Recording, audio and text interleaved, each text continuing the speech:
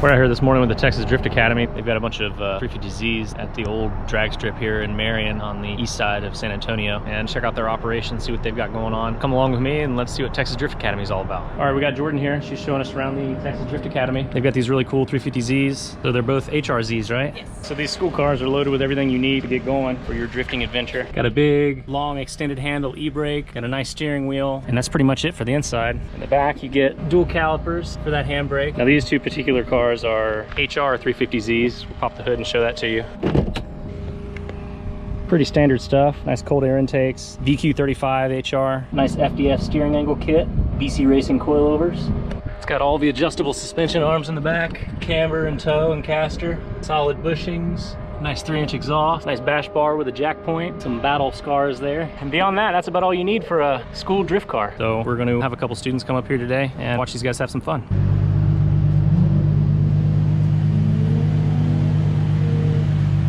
All right, so first things first, they wet down the track and get it ready for the students. You do an e-brake entry here, carry it all the way around through here, and then those set of cones right there, they shut it down, and where it dries up there, you straighten up and exit out the course. So there's the cars and students over there. The instructors sit down with the students and give them kind of a dry run. They have the students sit in the passenger seat and they sort of show them the mechanics of it, and then they'll take the students for a ride, show them kind of what they've got in store for them. Then they switch up and allow the students to try to figure it out. They got a really cool setup here with the big water tanks, a little pump there with this fire hose so they can quickly and efficiently wet this surface down. Saves on tires. If you've ever drifted in the wet, it makes life a little easier to kind of learn your mechanics, slows everything down, gets you ripping in no time.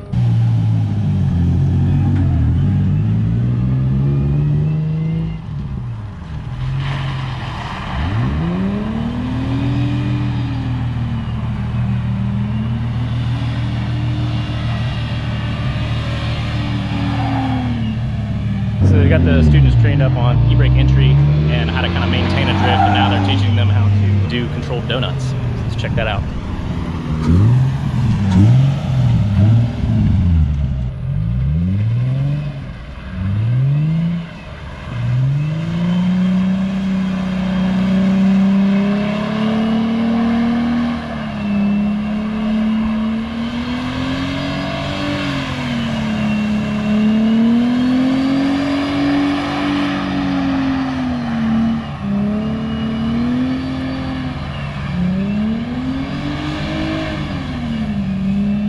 Now that they've mastered right-hand donuts, they've switched it up and now they're doing left-hand donuts.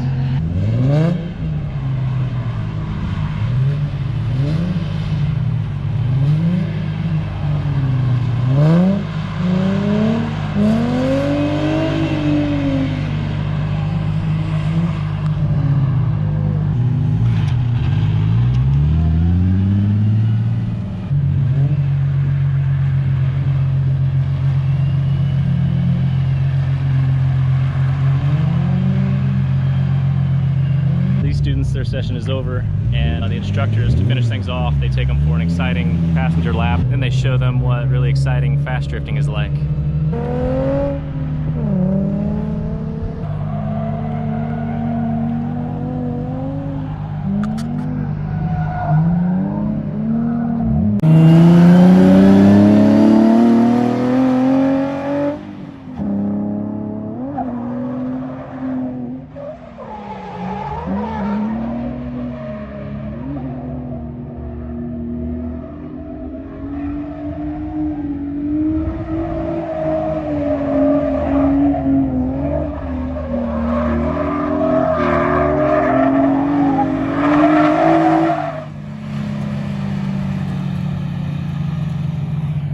All right, lead instructor Jordan's going to run me through the paces of what a student goes through here at the Texas Drift Academy. All right, so I'm going to kind of run it through as if you were a student. Okay. I'm going to show you the first one, that way you have a good idea of where you're supposed to be, how it's supposed to feel, and then we'll go through the steps. We're going to do a handbrake initiation to begin with. When you pull that just stops the back brakes. It sounds weird to do a handbrake initiation to start, but it's always just kind of for us to judge how they're going to do and how well they're going to take that instruction. Okay. And it really helps because if you start harder and then go easier, it always makes it a little bit easier for them either way. One hand on the steering wheel, one hand on the handbrake. Go all the way up to the start, to the first set of cones, finishing your drift. And then just say yes all the way through, still sideways to the first set of cones, and then stay on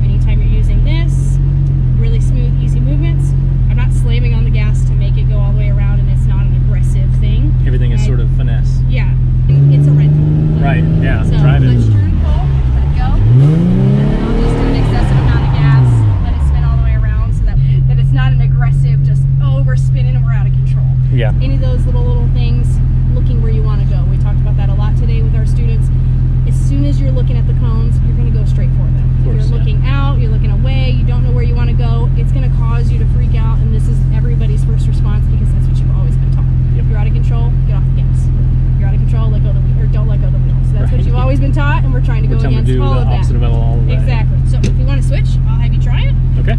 Yeah, so Jordan should have explained that we're going to go 3,000 RPM. It's going to be a clutch quarter turn pull past those 2 cones. So I'm going to have you start off in first gear. Okay. And just go for it. Sounds good. Once you pull that handbrake, you should be able to let go of the steering wheel. The car will self-steer for you. Okay. Go ahead and we'll try it on this first one.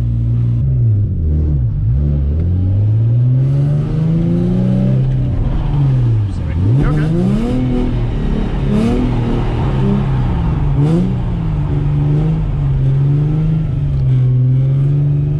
Nice. Pull D-brake in the dry there. That's all right. So at the end of the run, I want you to have more consistent throttle instead of pedaling it. Yeah.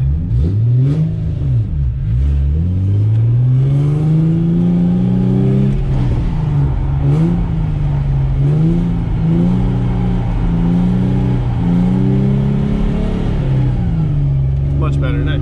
Now we've broken the ice, and we're a little bit they're a little bit more loose when we're moving on to the next skill. So we just do a power over blip, really, really slow since you're in a lot of water. Yeah. So really small turn. I'm going to do another circle so you can kind of see, but it's starting to get a little dry, so we're going to do a little bit smaller circles right now. Not going up and then just turning and gassing. So hold it, gas, let go, off the gas, right back in. And then just holding that gas, try and tell them to keep it as consistent as possible. Look where they want to go in this side of the windshield. If they don't have to do the steering, they don't have to. I always do that to make sure that they know that this is not doing anything for them. And just always gas before turn. Okay. 2 circles all the way out to that exit. No more than 2 when you try for that exit. I want you in control of the car. I want you to make sure that I've done my 2. I want to choose to exit, and then that way you're not just waiting on the car to spin out. Right, you're driving, not the car. Exactly. So then when you switch directions, it's the same thing. Just go to the left the way that the car goes away from them. So it's going to be a little bit slicker. It's harder to figure out where that back end is going. Okay. So then do your 2 circles. Instead of exiting out and away like we did with our right hands, we're going to bring it in for a little transition. So left hand, left hand, left hand. I want the nose of the car this way. Slow it down just a little bit. Turn to the right, give it gas. And then just note that with our track conditions, the track kind of slows down right there. Always slow down just a little bit more than you usually would to come down the exit. So I'll switch with you, or Jack will get in. So I'm going to have you do the left hand just like Jordan showed you. Okay. So counterclockwise donuts, you'll go to the right hand of that cone. All right. But then left-handed donuts. So Alex coming in about 1,000 RPM. If you come in too fast, you'll understeer. All right. Cool.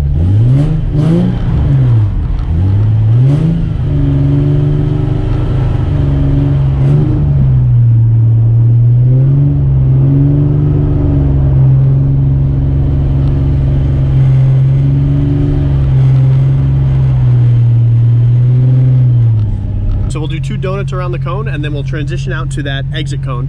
Yeah, so it'll be about 1,000 RPM coming into that circle. Nice and consistent, smooth donuts. More throttle brings you in, less brings you out, obviously, as you know. Punch it.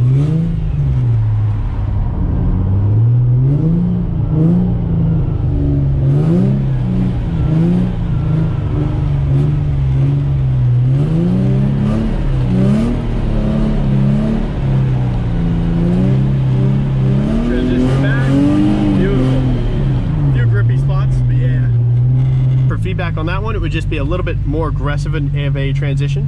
So it would mean you'd hold the steering wheel a little bit longer. Halfway through that transition, you give it more of a throttle commitment. So you give it a little blip, get that back end to step out a little bit more during the transition, and it would get us through those dry spots. Okay. So I'll have you try that one again.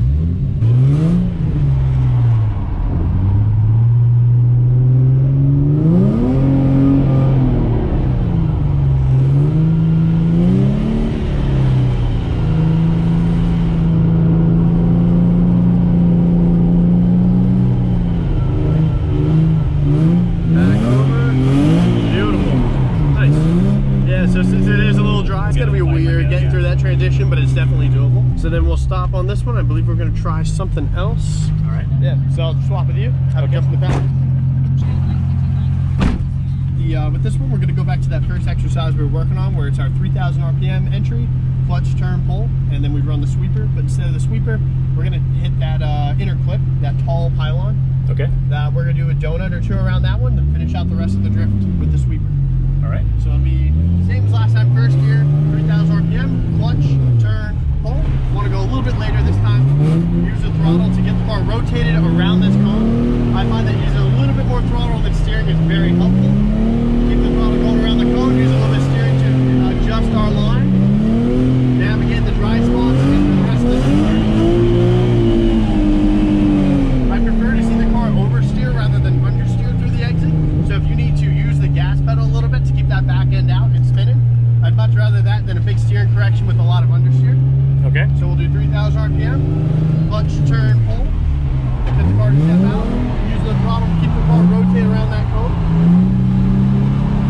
I am using the steering to adjust the line slightly while controlling it with the throttle. Turn it in a ton to keep that car stepping out sideways.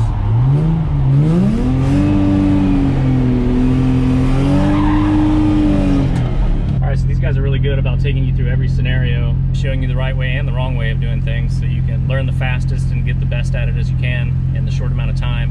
They offer a lot of different classes like 1 hour sessions, and they also have all the way up to all day sessions. And it's a blast, man. As I get more comfortable, hopefully I'll get better and better as the day goes on. So inside the cockpit here, you have a Grip Royal steering wheel, Texas Drift Academy etching on there. You got a GK Tac handbrake, and that's pretty much it. These cars are really bare bones. They'll try to keep it as simple as they can to make it work as well as they can. All right, that's it for today at Texas Drift Academy. Thank you, Jordan and Jack, for teaching us. And if you want to learn how to drift, hit up Texas Drift Academy. Go to their website, and maybe these guys can teach you how to drive. We'll try. All right, thanks. See you. Don't forget to tip your instructors and write a review. All it's supposed to feel.